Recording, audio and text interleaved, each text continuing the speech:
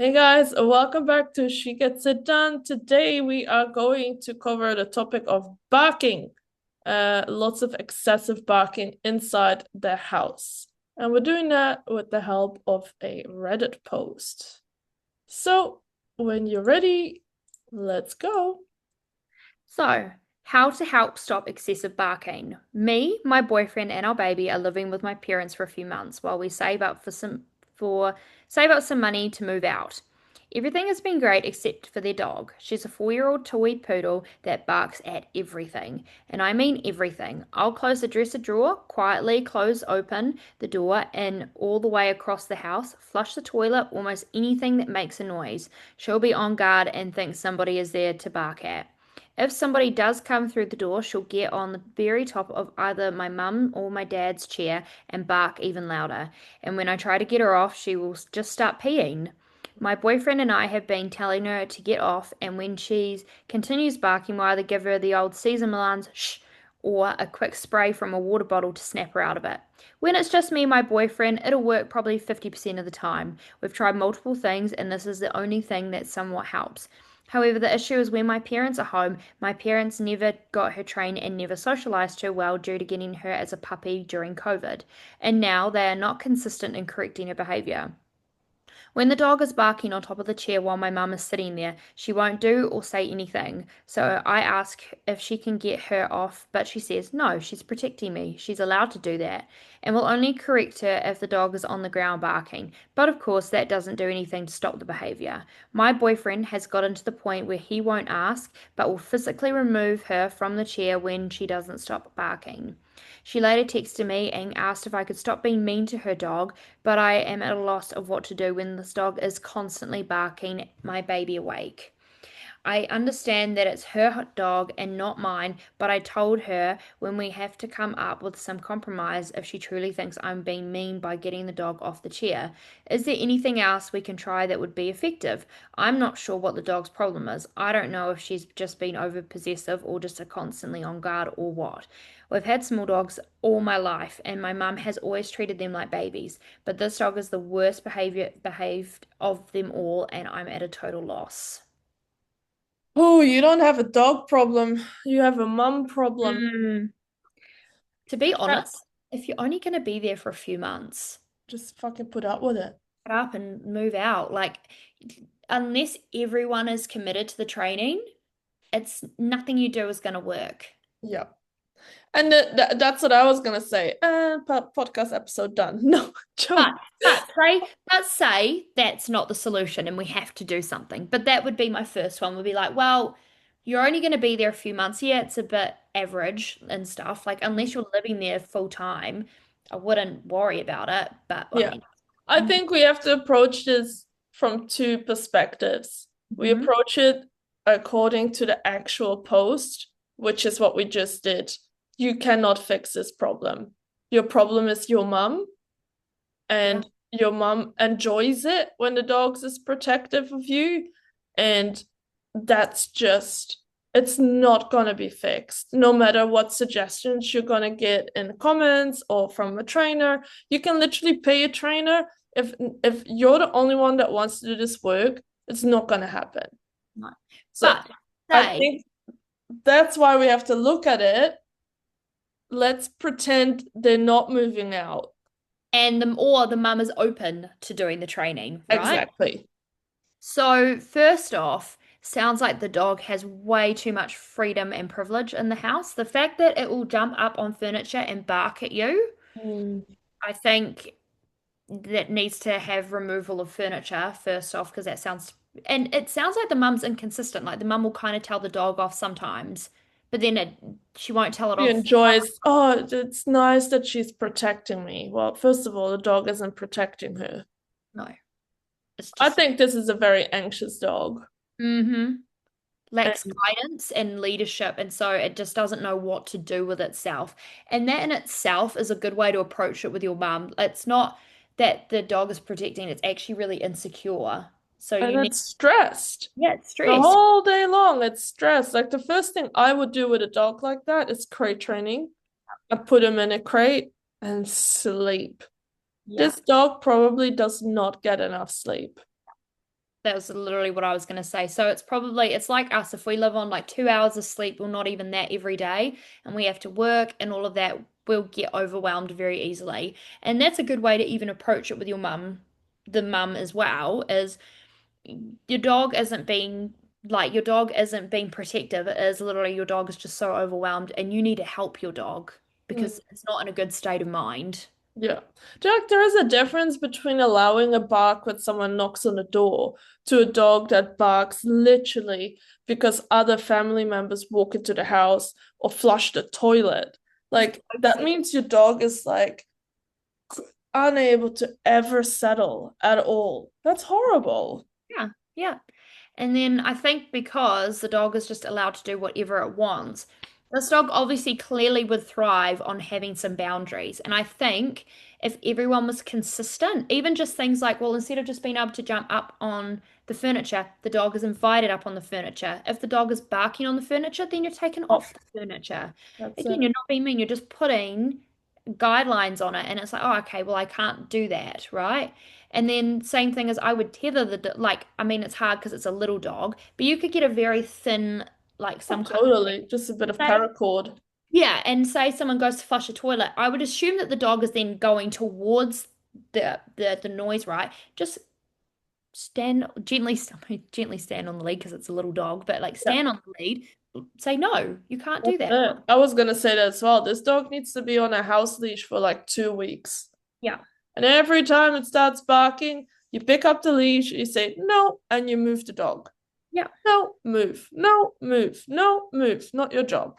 When you Done. get traded, you have to have a good amount of sleep. I would be tempted to, and I would say if it's happening at any time. So I'm going to say that this mum has to get up multiple times a night, obviously, to feed and change the baby. Yeah. If the dog is getting up and barking, then the mum needs to shut the dog either in the room with her so it can't practice going out and barking, or it needs to be crated. You know, force your dog into an area where they cannot go and run down the whole room, even at nighttime.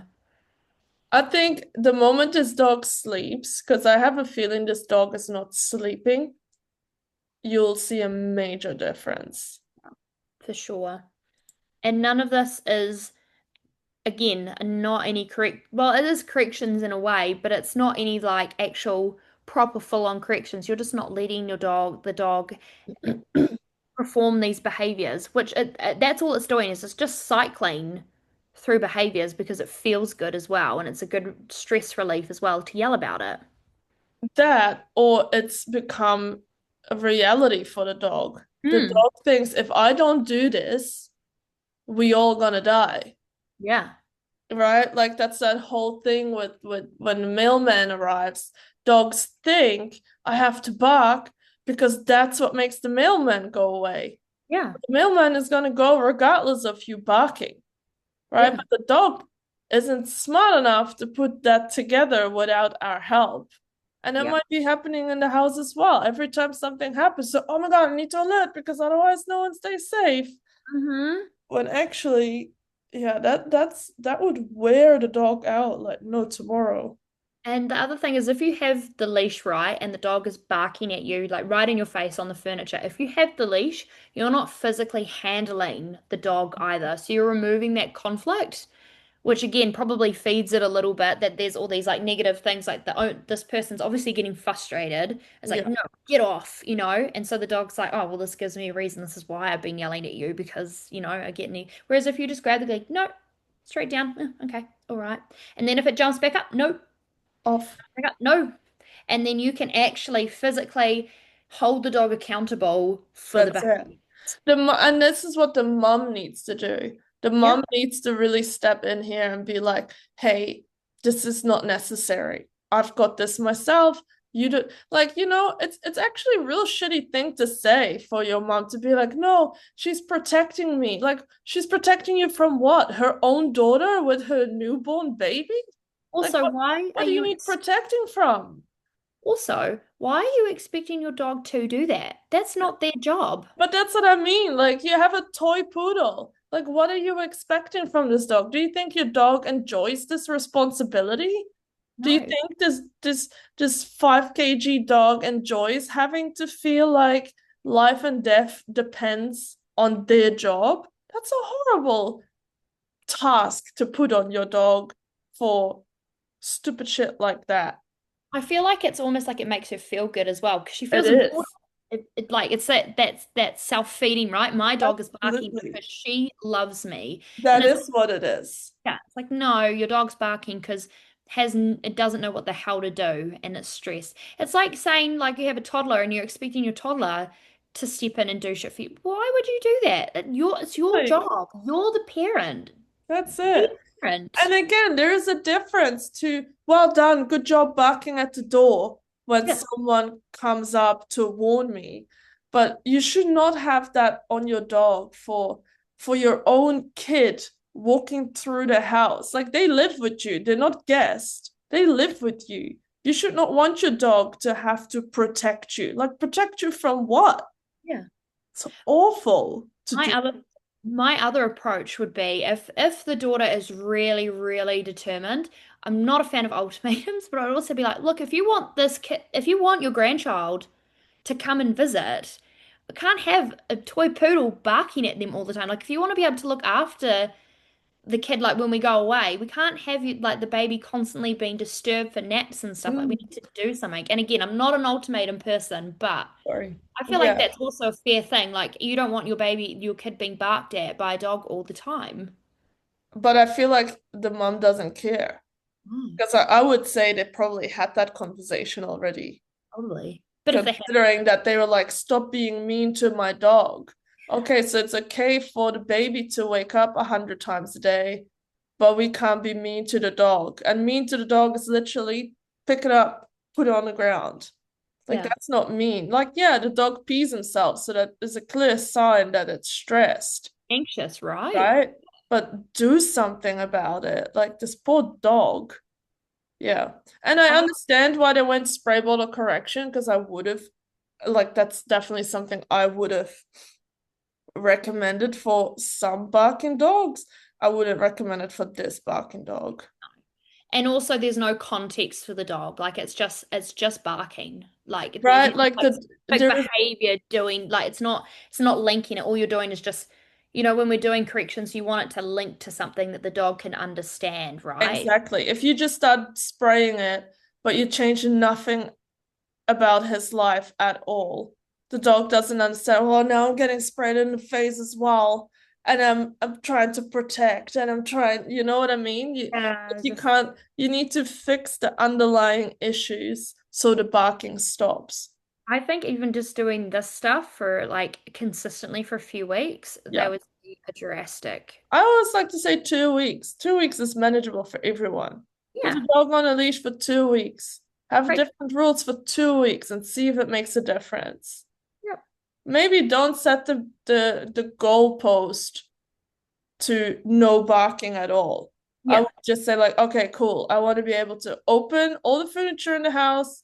I want to be able to Flush my flush toilet. the toilet without getting barked at, and I want to be able to walk into the room without getting barked at. And I would say barking at the door, that's that's just gonna happen for Mm. now.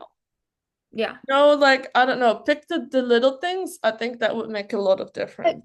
pick your battles, right? It's obviously a vocal dog, right? And I think the fact, if someone's knocking on the door, like if you can. So like with my dogs, like if they bark, my only rule is when people come in, you can't be at the door charging at people, right? They might bark, but then I give them an instruction, you need to go on your bed while people come in. Or I pop them in the crate and then I bring them out on leash. Mhm. You need to give your dog feedback constantly. Like instead of Exactly. doing that, you need to do this instead. Exactly. Super Mm. important. Yeah. I do want to also highlight you and your boyfriend had a baby and you're living at your parents' house. In the end, their rules count.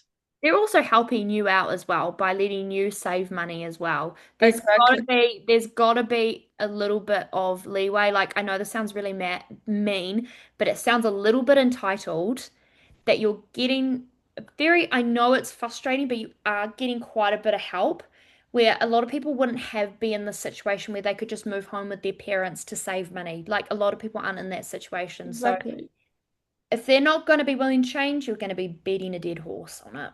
exactly. I was like, yes, what your mom is doing to the dog isn't right, but also you are in a situation of privilege, I suppose. I don't know if privilege is the right word, but they're still doing you a favor of I you think staying at their house. And if your mom likes the barking, even though it's shitty for the dog, you don't really have a right to change that. Yeah, I think it is privilege in a way because there's a lot of people that couldn't just move home to save No. money. There are.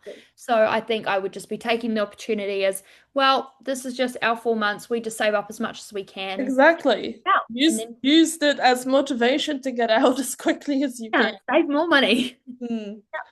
And then yeah, like we said, if we pictured it as a this is a legit problem for someone that doesn't want to move out, then these are the ways we would approach it. For this particular person, yeah, you gotta move out, man. Yeah. I'm hoping like by now they've almost moved out, but Yeah, who knows?